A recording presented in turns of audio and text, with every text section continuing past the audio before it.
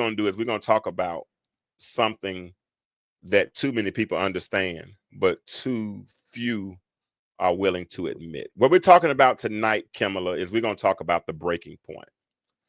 That moment when life's weight becomes unbearable.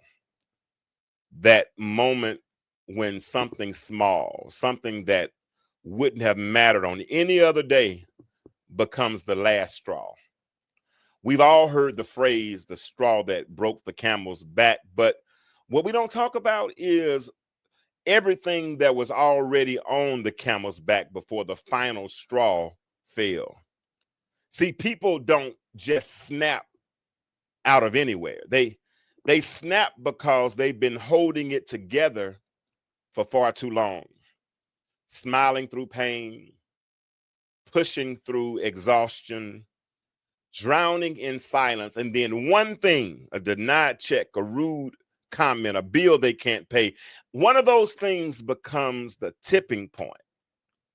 Let's talk about what the numbers say. The numbers say, according to the National Alliance of Mental Health, 1 in 5 adults in the U.S.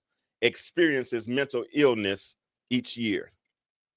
Black women are only half as likely to receive mental health treatment, yet are more likely to experience chronic stress, depression, and anxiety due to systemic barriers. For single mothers, the rate of depression is twice as high for the women in two-parent relationships. And in a recent survey, 46% of working adults admitted they're so emotionally drained, they don't know how much longer they can keep going. You know what? That's not drama. That's data. And that's exactly what Straw, the new film by Tyler Perry, puts under the spotlight. And tonight, what I want to do is I want to unpack the power of that last straw, what it looks like, what it sounds like, and what it feels like when people lose the battle to being strong. And most importantly, we'll talk about how to recognize. I see you, Kimmel. I'm going to read your comment.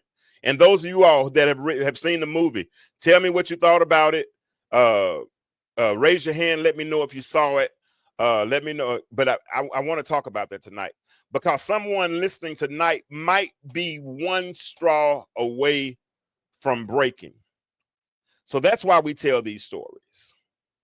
Now, before we dive deeper, let me address the elephant in the room. There are some people out there, and I saw them today, maybe even listening right now, who are saying, here we go again. Another struggling Black woman, another single mother, another Tyler Perry movie that ends in trauma. And I hear you. I really do. I hear you. I hear you. There's a fatigue that comes from seeing pain over and over again, especially when it looks like your own or your mother's or your sister's. I get it. I get it.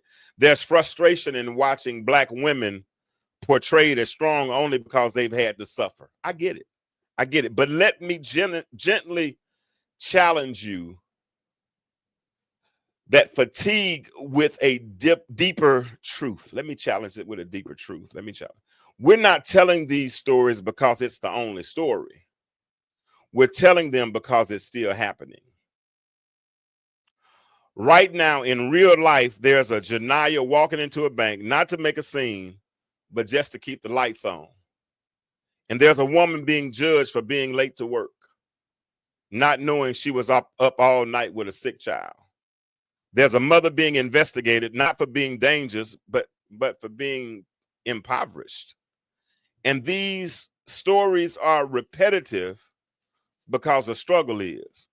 And until we make room for their healing, their rest, and their redemption, these stories will keep showing up on screen because they're still playing out in real life.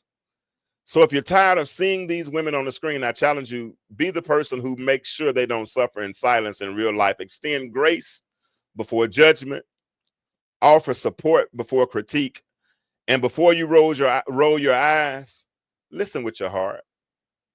Because sometimes what looks like another trauma film is really someone's testimony, just dressed in character's clothes.